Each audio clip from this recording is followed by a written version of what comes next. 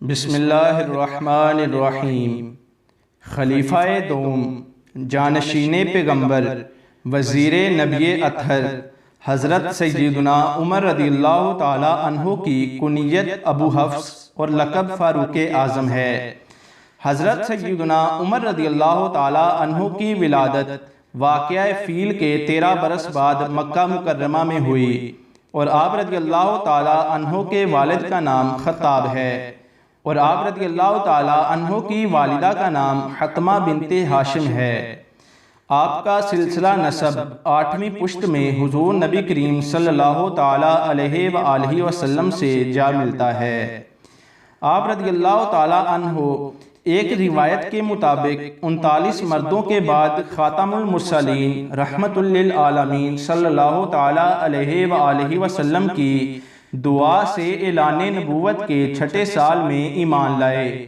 آپ رضی اللہ تعالی عنہ کے اسلام قبول کرنے سے مسلمانوں کو بے حد خوشی ہوئی اور ان کو بہت بڑا سہارا مل گیا، یہاں تک کہ حضور رحمت عالم صلی اللہ تعالی علیہ وآلہ وسلم نے مسلمانوں کے ساتھ مل کر حرم محترم میں اعلانیہ نماز ادا فرمائی۔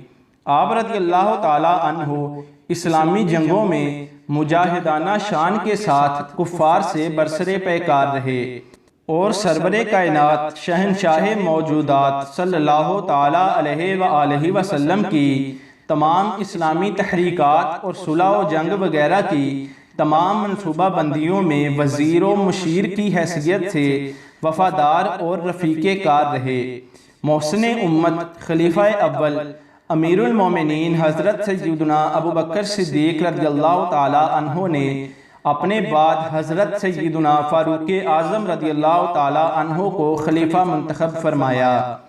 آپ رضی اللہ تعالی عنہ نے تخت خلافت پر رونق افروز رہ کر جانشینی مصطفیٰ صلی اللہ علیہ وآلہ وسلم کی تمام تر ذمہ داریوں کو بطریق احسن سر انجام دیا۔